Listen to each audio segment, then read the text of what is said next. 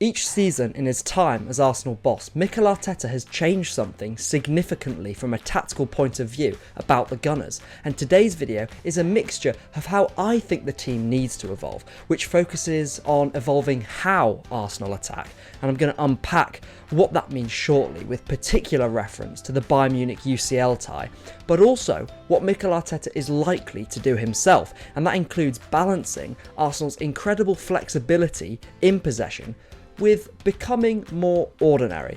Welcome back to the Harvey Gration YouTube channel. I'm so glad you found us or are joining us once again. All of this will be explained today as Arsenal head into the 2024-25 Premier League season. So let's get on with it, starting with changing how we attack. This may seem like an exaggeration, but it's not. I'm not asking us to alter our whole idea of how to attack an opponent. I'm not asking us to necessarily even score more goals, but in those games against Manchester City, for example, where literally nothing splits the two teams, or those big knockout Champions League ties, or those pesky mid-blocks, I want our attack to change something, to become more matter of fact. More predictable in some ways, but much more effective. Let me explain. Because in true nerd fashion, the past week of my life has been involved with going back over the key games of Arsenal's season, and when I got to our UCL tie against Bayern Munich, watching it back, it really made me realise what we were lacking in terms of pushing us over the edge in these matches where everything seems 50-50 or deadlocked. Right now, to sum up how Arsenal attack, we're full of rotations, players in close proximity to one another, subtle movements and clever combinations, being intricate and really terrifically manipulating an opponent. We are absolutely exceptional at this, and I don't want it to go anywhere. However, I want to add another layer to this, being more explicit in how we attack, and doing that by adding more dynamism. And by dynamism, I don't actually mean more pace necessarily, far from it. Dynamism refers to being able to find space on a pitch and then exploit it, and creating a more efficient attack, even if it means laying your cards out on the table earlier, is at the forefront of how I want this Arsenal team to evolve. Because earlier in the season, a lot of our analysis on this channel focused on what I called the big space setup, which was a way for Arsenal to attack quicker and almost artificially create transitions by bypassing the second phase of possession and playing into an outlet surrounded by second ball winners who could springboard us towards goal, and this often involved releasing a wide free man off the left hand side. It's a brilliant dynamic, and Arteta was trying to improve Arsenal in how we attack these bigger spaces, and it's a large part of why we signed Kai Havertz, for example, why we saw a two shadow striker system at the start of the season and continue to see, at times, Havertz rotating with a centre forward from shadow striker, or the tip of a diamond. However, what is problematic about this and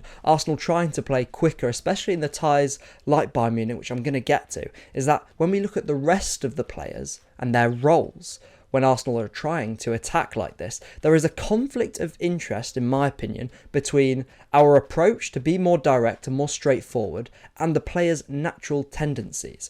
Take the Bayern away game, for example. We often created situations like this on the pitch, much like the big space setup where we drew the Bayern press in, playing more straightforwardly to an outlet, and by having this central bunching or clustering of bodies to gobble up the layoff or second ball and then either release Martinelli or take a shot on goal. But let me ask you, can you spot a problem when it comes to Arsenal's efficiency? In the next example, we're going to see how Declan Rice and Tomiyasu's movements and interchanges confuse and draw the Bayern press in, creating that space between the lines for Jorginho to either find Kai Havertz, who has pinned the back line, and then have Odegaard take the ball off him, or, with the space Martin Odegaard has created, Jorginho has the option to play it out to Bukayo Saka, who has the chance to carry the ball all the way into the Bayern box. And this comes from it being a relatively set game state here, with Bayern pinned in and defending deep in a mid-block with not too much space in and around for Arsenal to exploit. But we have an option now to do that. Now, Jorginho actually plays the wrong choice of pass and goes aerial instead of on the ground to Kai Havertz, but it's not the reason that the attack breaks down. We are not dynamic enough to exploit what we have created. I'll pitch you this. Imagine if we had a Rice and Onana pivot, and Jorginho is therefore replaced by a more powerful carrier who can therefore withstand contact, and this is able to make Saka a better passing option or play a better pass into Kai Havertz. Now, here's an even better thought. Let's imagine that Martin Odegaard takes the role of attracting the press that Declan Rice and Tomiyasu are doing here, and the second ball gobbler, as I called it, although it's not a technical term, that's what I'm calling it, becomes Bukayo Saka, drifting even further central, able to shield the ball, and hence make the right decision of shooting or passing in the final third, with Ben White of course offering that dynamic overlap on the right hand side. Or of course, we could keep Bukayo Saka wide and insert, instead of Martin Odegaard, Fabio Vieira, for example, and his devastating ball striking on the edge of the box. Or, one final option, we sign another centre forward and start to see more and more Havertz plus someone else working in tandem here, sort of much more closely mimicking Havertz at the sort of tip of a diamond type deal. And each of these possibilities are dramatically a more dynamic option in how we recreate the same dynamic that we have here against Bayern Munich. Name me one team in the whole of Europe who could dynamically deal with this threat. Going up against Onana and Declan Rice as carriers and their long legs in the middle of the park, players like Saka and Vieira whose very game styles are built around this idea of efficiency. The ability to stretch sides in behind and win second balls with players like Osimhen or Kai Havertz, Benjamin Sesko, the players we've been linked to. And not to forget the space-dominant player like Martinelli off the left who would be platformed to finish our attacks as opposed to starting them. And like I said, in those deadlock encounters, whoever is the more efficient or dynamic normally comes out on top. And Arsenal are in a place, I think, where we're sometimes extremely dynamic in our patterns of play, but don't quite have the attacking profiles to optimise it.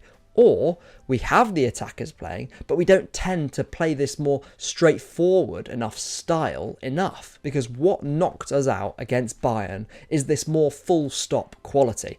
In the first half, it was Musiala on Jorginho, and that was their release valve. That was Bayern Munich's release valve, dragging Jorginho deep and creating space between him and Saliba, and then using the close distances between the players on Bayern's left-hand side to combine and create transitions against the settled Arsenal mid-block. In the second half, this transferred to Kimmich's ability to pass or cross the ball outside of our block. But how are these conditions created? Well, it was the dynamic movements of Musiala and Goretzka to draw men away from Leroy Sané, who could pin then and recycle the ball to Kimmich in the half space. And it's how their goal came about. Kimmich's ball in, which is almost a goal in itself, and then he crashes the box and scores. Bayern win the tie. And look, these examples against Bayern Munich are just examples, but it's the essence of what makes Arsenal more efficient in front of goal. And out of all the games that I could play through, it's these individual choices and moments I could bring up in any sort of the games that we've struggled in these similar conditions. We've already bulletproofed ourselves in this efficient way, defensively by the way, and Arteta has always progressed things in his time as Arsenal manager from back to front. Well, now it is about doing the front, and it's about making Arsenal more efficient, adding more layers to this Arsenal attack, and being more straightforward and forthright in how we attack in these sort of deadlocky moments in the game, and really make the most and be clinical of chances that don't come around very often. When we do this, we have to make sure we have the right players to dominate three aspects of play, none of which are particularly intricate, but bigger space aspects. The first one, number one, is the passing moment, the ability to access our outlets. Number two is the outlet moment, whether that is in behind, in the carry, or in the hold-up. We need players who specialise here. And lastly, but not least, is the shooting moment. Be efficient in front of goal. Make the moments and the margins, tip them your way. Again, this is to add just another layer to our offensive repertoire, but it may mean that in certain games, as a fan base, I think we have to become okay with players like Martin Odegaard, for example, missing out on times. And it doesn't mean that he's any less integral to the long-term sustainability of this Arteta project. It doesn't. But different games, of course, require different tools. It's not about dropping players, it's about Mikel Arteta developing a squad of 17, 18, 19 players he can trust. But this aspect of Arsenal's evolution and what we need to do going into next season This aspect, Mikel Arteta, is for another video. But for now, let's go back to the familiar, because I know a big question of what you guys have is, what is mainly the next bit of tactical innovation Arteta will incorporate into this Arsenal team? As I detailed in an earlier video, each season, as I said at the start as well, Arteta has significantly evolved Arsenal from a tactical point of view. And for me, it's about balancing, becoming more ordinary, we're going to explain what that means, with the increasing flexibility we saw in the second half of last season. Or is it still this season? I don't quite ever know how to put that. But let me explain what I mean. I'm by no means saying that what was arguably Arsenal's best version last season in sort of the really flexible build-up that we saw, where responsibility was shared between 5 or often 6 players. It seemed constantly revolving and overloading, and at times things were, what I would say at least, a bit more relational than positional, where our positioning was increasingly based around where the ball was, as opposed to normal positional play, which is where the positioning of a team is based around the opponent. I'm not saying we're going to get rid of this, because if anything, it actually informs these changes and forms part of a larger discussion about adding layers to Arsenal rather than replacing them, keeping everything as a nice whole.